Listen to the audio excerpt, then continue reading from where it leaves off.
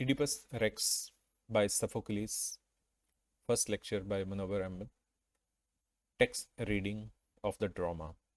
जी सफोक्लिस ने ये ड्रामा लिखा है। ये तकरीबन कोई 450 BC बिफोर क्राइस्ट है और ये बड़ा एक इंटरेस्टिंग ड्रामा है।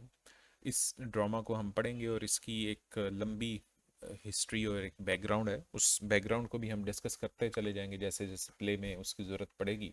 यही ज़्यादा इंटरेस्टिंग तरीकाकार है कि जैसे जैसे आप टेक्स्ट पढ़ते जाएं और फिर उसकी हिस्टोरिकल जो डेवलपमेंट है उसको भी हम डिस्कस करते चले जाएं।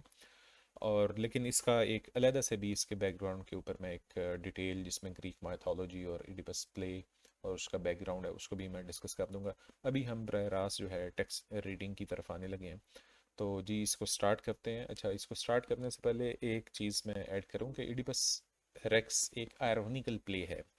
आयरनी एक लिटरेरी टर्म है जिसको स्पेल हम यूं करते हैं IRONY, आयरनी। अच्छा, आयरनी का मतलब क्या होता है? Irony means contrast between appearance and reality, कि कोई चीज़ नज़र कुछ आए हकीकत में कुछ और हो, उसको हम आयरनी कहते हैं, आयरोनिकल कहते हैं।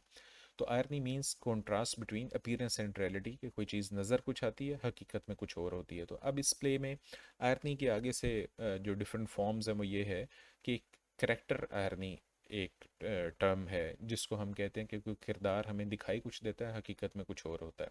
फिर एक ड्रामेटिक या सिचुएशनल आयरनी होती है कि किसी सिचुएशन या ड्रामेटिक सिचुएशन में हम कुछ और एक्सपेक्ट करते हैं कि ऐसा होगा लेकिन हो बिल्कुल उसके बरक्स जाता है, कुछ और हो जाता है। इसको हम ड्रामेटिक या सिचुएशनल आयरनी भी कहते हैं। और तीसरा जो है आयरनी, वर्बल आयरनी, जो बहुत ज़्यादा इस्तेमाल की जाती है कि कोई डायलॉग कुछ बोला जाता है, उसका मीनिंग जो है हम कुछ और समझते हैं लेकिन हकीकत में उसका मीनिंग कुछ और आता है। तो इसको वर्बल आयरनी कहते हैं। इडिपस रेक्स जो है that is rich with all forms of irony, तो इसमें हर तरह की आयरनी पाई जाती है।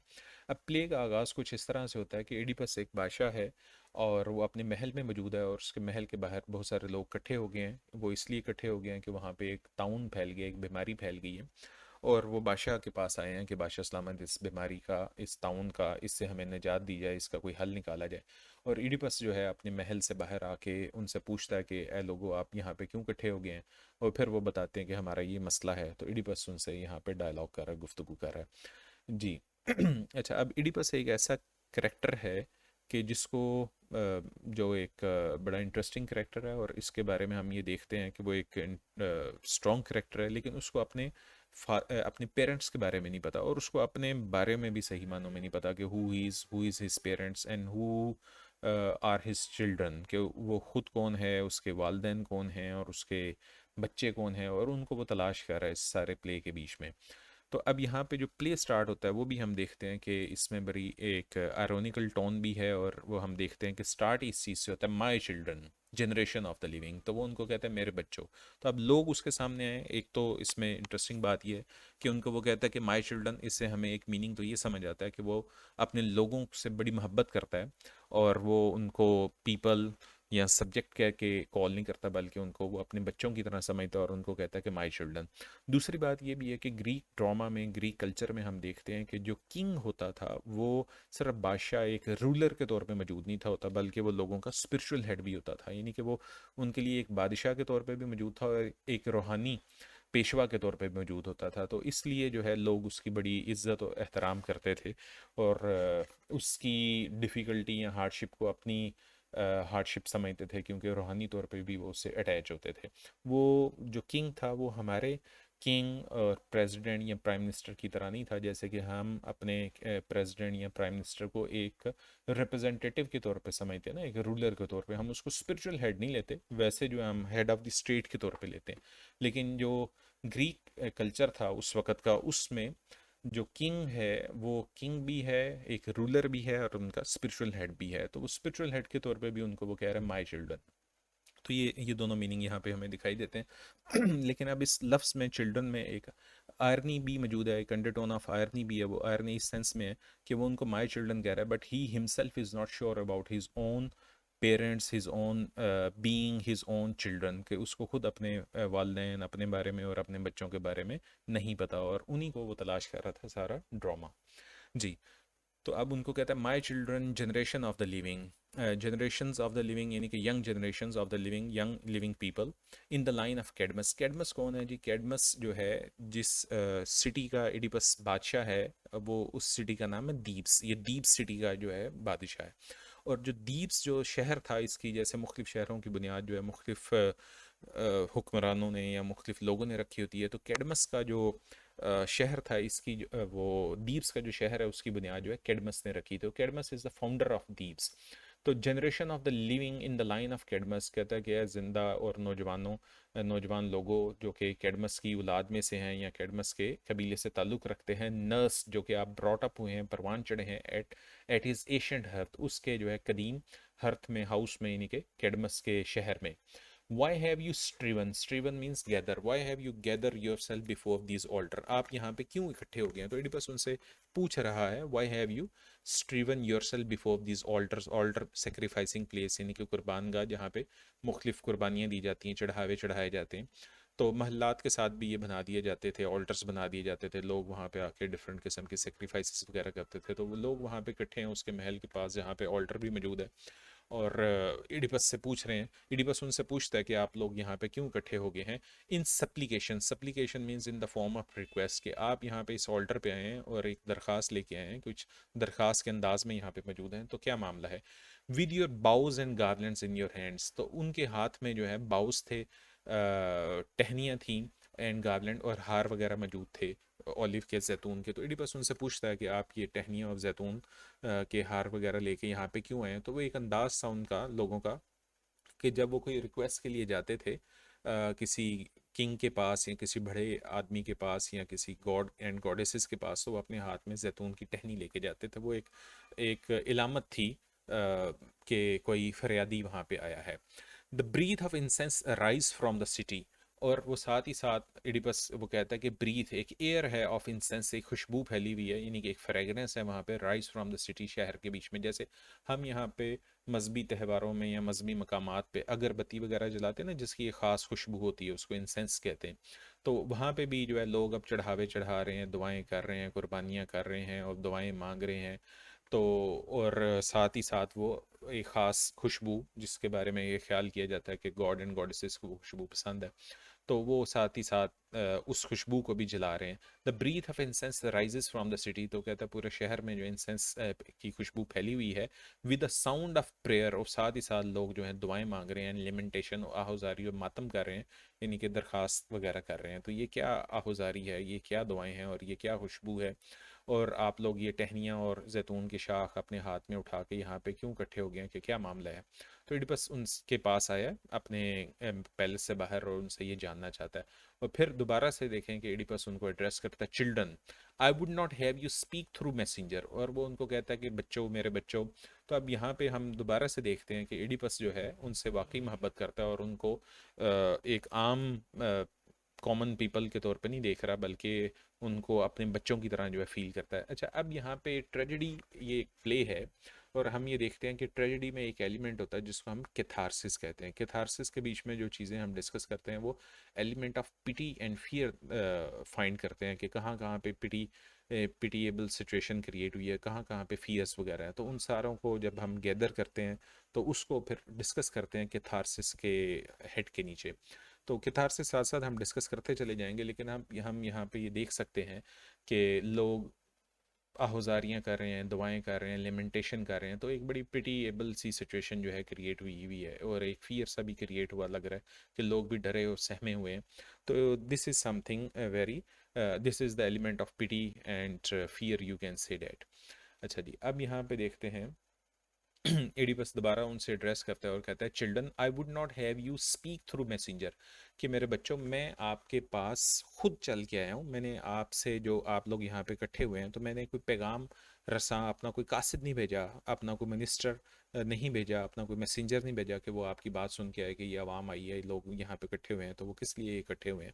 तो मैं बल्कि ज़ाती तौर पे ख़ुद जो है बाहर आया हूँ, ताकि मैं आप लोगों के बारे में जान सकूं कि क्या मसला है आपके। तो इससे हमें पता चलता है कि एडिपस जो है बहुत ज़्यादा सिंसियर है। अच्छा, अब ये जब आप टेक्स्ट पढ़ेंगे तो मेरी ये कोशिश ये है कि आपको थोड़ा सा, जब हम टेक्स्ट पढ़ते हैं आगे जाके हम ज़रा स्पीड से भी पढ़ना शुरू कर देंगे, लेकिन मैं अभी जगह जगह रोक के ये बताने की कोशिश कर रहा हूँ कि टेक्स्ट को कैसे पढ़ा जाता है और कैसे लाइनों के अंदर से मीनिंग लिया जाता है, अल्फाज से मीनिंग कैसे जो है अखज़ किया जाता है। तो जब आपको रीडिंग आ जाएगी तो इससे आपको फिर फर्दर रीडिंग में आसानी हो जाएगी और आपको खुद भी पता चल जाएगा कि एक टेक्स्ट को कैसे पढ़ा जाता है। तो मेरी ये कोशिश है कि आपको ये साथ साथ जिस हद तक मुमकिन हो सके मैं आपको ये सीखने में मदद दे सकूं। जी। I would not have you speak through messenger, मैं किसी कासिद के ज़रिए, किसी नुमाइंदे के ज़रिए आपसे बात नहीं कर रहा, बल्कि मैं खुद आया हूँ। तो दिस शोज़ एडिपस सिंसियरिटी ना, तो एडिपस की ये सिंसियर एटीट्यूड हमें पता चलता है। And there for I have come my self to here you, इसलिए मैं खुद आपके पास आया हूँ कि आपकी बात मैं सुन सकूँ। I Oedipus who bear the famous name, this is very important line, this is very interesting. अच्छा, अब एडिपस के बारे में जब हम देखते हैं कि ये एक ट्रेजेडी है, और ट्रेजेडी में अक्सर आखिर क्या होता है कि हीरो का फॉल होता है, यानी कि उसका डिक्लाइन आता है या उसकी डेथ होती है।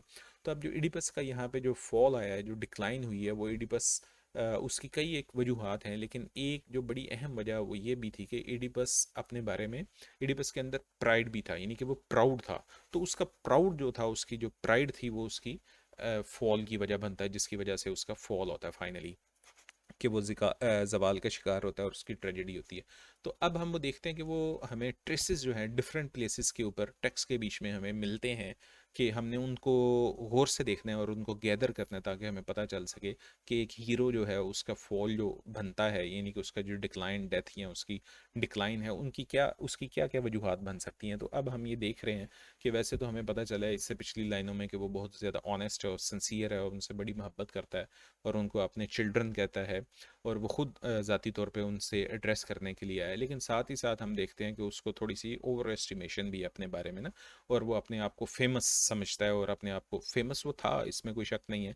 लेकिन मतलब है कि फेमस होना और फेमस अपने आप को बहुत ज़्यादा फील करना, तो this that makes the difference ना। तो यहाँ पे हम देखते हैं I Oedipus who bear the famous name, कि मैं वो एडिपस हूँ जिसने एक अजीम नाम कमाया, जो कि एक बहुत मारूफ हुआ।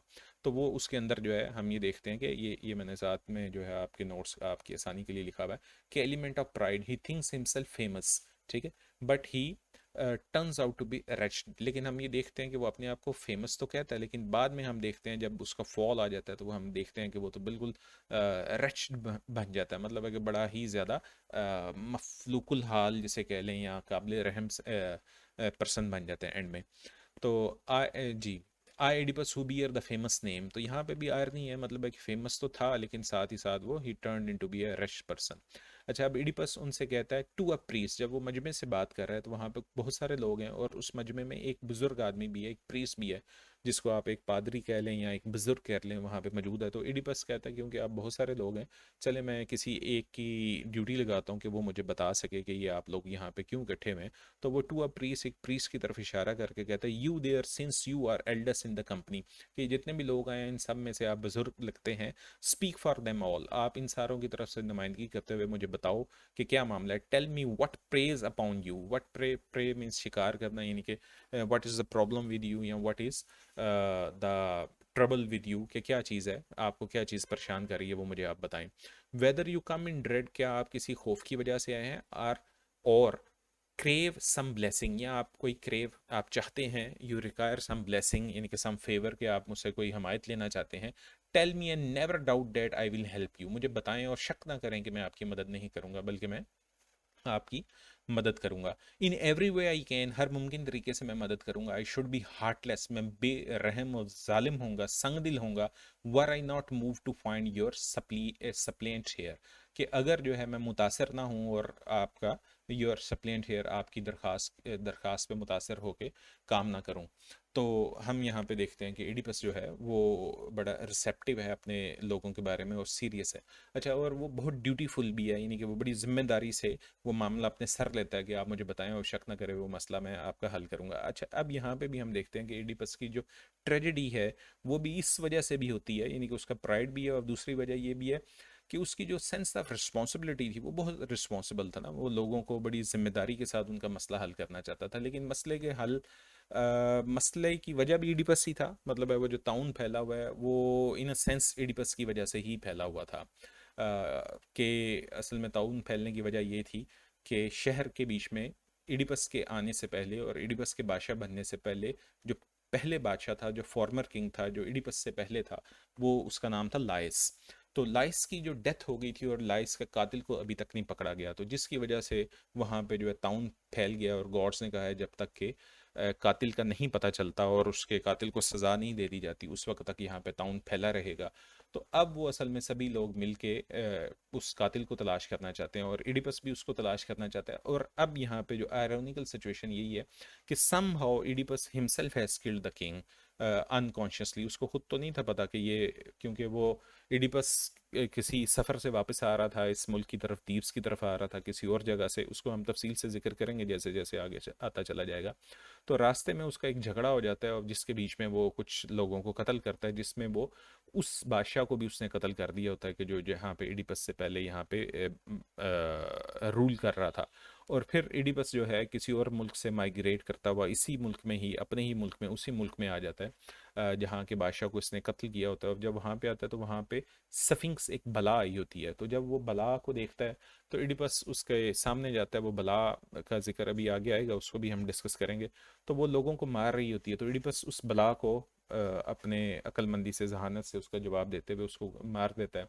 तो जिसकी वजह से वो बला मर जाती है तो लोग खुश होते हैं और उनको, उसको ही, इडिपस को ही अपना बादशाह बनाने पर इसरार करते हैं। वो कहते हैं कि ठीक है, हमारा बादशाह तो मर चुका है और हमें किसी और को बादशाह चुनना भी है। और क्योंकि ये जो शख्स यहाँ पे इस शहर में आया ये बहुत ही ज़्यादा ज़हीन है, सफिंक्स को इसने मारा। सफिंक्स जो कि कभी भी मरती ना थी और लोगों को, ये जो बला थी लोगों को मारती चली जाती थी और नस्लों को वीरान कर देती थी। तो ये सफिंक्स को जो शिकस्त दे सकता है वो एक यकीनी तौर पे एक अच्छा आदमी होगा। तो वो इडिपस को ही अपना बादशाह बना लेते हैं। अच्छा, अब वो इडिपस को तो बादशाह तो बना लेते हैं, लेकिन उनके जो बादशाह था उसके, और फिर वो वक्त गुजर जाता है, हालात बदल जाते हैं और एक लंबा वक्त गुजर जाता है और उस बादशाह के कत्ल की तरफ कोई तवज्जो नहीं देता लाइस। और जब वो अब ताउन फैल गया तो गॉड्स जो है उसके बारे में प्रोफेसी करते हैं कि ताउन की वजह यह है कि बादशाह का कातिल अभी तक नहीं पकड़ा गया। अच्छा, अब इंटरेस्टिंग बात तो ये है कि इडिपस ही वो शख्स है जिसने उस बादशाह को कत्ल किया। और ये जो बादशाह है जिसको इडिपस ने कत्ल किया, ये असल में दर हकीकत उसका बाप भी था। यानी कि लॉयस ही इडिपस का जो बाप है जिसको उसने अनकॉन्शियसली कत्ल कर दिया। तो आगे बड़ी इंटरेस्टिंग सी स्टोरी है, वो साथ साथ अनफोल्ड होती चली जाएगी और मैं साथ साथ बताता चला जाऊंगा। अभी ये डिटेल मैंने थोड़ी सी जल्द बता दी है, लेकिन आगे जाके ये डिटेल दोबारा से भी आएगी और आपको वहाँ पे तफसील से समझ आएगी अगर यहाँ पे अभी कुछ आपको इबहाम या कन्फ्यूजन है। तो